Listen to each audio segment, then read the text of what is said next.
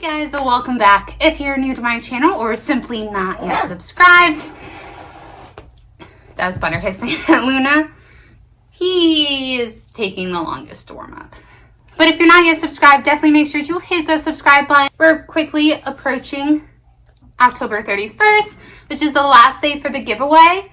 So make sure you like this video, comment down below what you're going to be for Halloween, and make sure you're subscribed with the little bell on. That way you are entered. Of experts out there, including veterinarians, that say that dogs can see ghosts.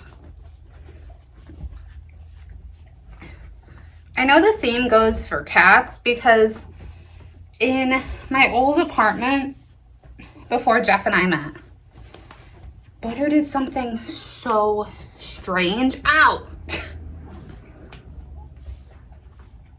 And he did something really strange where he stopped outside of the bedroom and he stared and he hissed. All of his hair went up on his back, like all over his body just stood up.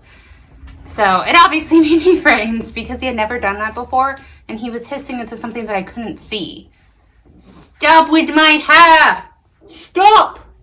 Stop! Look at all your toys. Here, look at your witch sheep.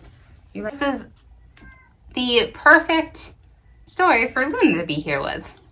Marlene settled onto her side of the bed and patted Jack's pillow beside her. A year had gone by, but Marlene was still adjusting to widowhood. After 40 years of marriage, it's hard to think she would ever adjust. Elmer, the golden retriever, seemed to understand this the very first cold, moonless night when Marlene returned alone to the hospital. He did something he'd never done before. He climbed up onto Jack's side of the bed and laid his head down on the pillow. Now, this was something that Jack had never allowed before.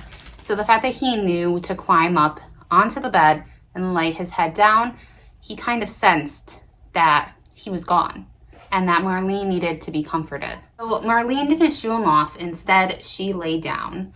Elmer's peaceful sound of his snoring just lull her to sleep. So over the next year, it became a very comforting routine. But there was one night that was different. That night was the first time Elmer had left Marlene alone in the bed since Jack's passing. But hearing the nails clicking on the wood floor downstairs, Marlene knew that it was Elmer wanting to go outside. She made her way downstairs to the foyer. Elmer wasn't pacing in front of the big oak door. Rather, he was dancing and wagging and wiggling and bowing, just like he used to do when Jack had come home from work. Marlene felt as if her husband had just come home, which that's such a happy ghost story. I mean, it had to have been, she had to have so many feelings watching that happen. Next one is the lost colony of Roanoke. Now, Roanoke is huge. It's a really crazy story, which I will do an entire video on Roanoke, but Roanoke was one of the first European settlements in the United States. It was located on an island off of the coast of what is now the state of North Carolina. The colony was established in 1587 under the reign of the first Queen Elizabeth. Soon after, the colony's leader, John White, returned to England from where the settlers came. His trip was meant to be brief. He was only meant to grab supplies and return to the New World, but political upheaval prevented White from returning until 1590. In fact, the entire colony, consisting of 115 people, including a newborn baby named Virginia Dare, were just gone, just vanished. All that was left was a post onto which the word Croatoan had been carved. Croatoan referred to the name of a native tribe that had been on good terms with the settlers. So White thought that the colonists had moved to Croatoan Island. Now that's known as the Hatteras in North Carolina. but the tribe hadn't moved. It remains one of the most famous disappearances that no one can explain. There's never been any evidence to suggest the colony had been massacred, literally vanished. Many believe that baby Virginia had grown into a beautiful young woman, who eventually fell into a doomed love affair with a native warrior by the name of Baskiko. This day, she haunts the woods in search for her lover, often in the form of a white deer, one that always vanishes at dawn.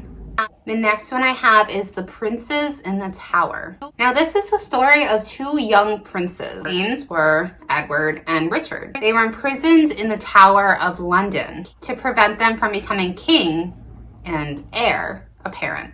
In April 1483, when King Edward IV died, his eldest son, Edward V, who was only 12 years old, briefly became king. Because of his young age, he had a regent appointed. That regent was the young king's uncle, known as the Duke of Gloucester. This uncle was known to be deeply resentful that the boys even existed. If it weren't for them, he would have been next in line in the succession.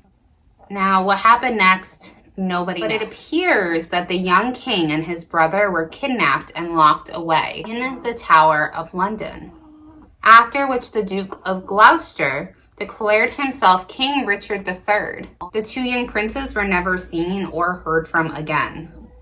And two small skeletons that were eventually found in the tower are believed to have been all that was left of them. Crazy what power and greed will make people do. So that is the last story I have for you guys today. Let me know if you guys have had any stories or encounters of your own. Send them to this email, BrittanyBriereGhosts@gmail.com, and I can't wait to read them. Until tomorrow, stay spooky. Right, Luna? Stay spooky. We love you guys.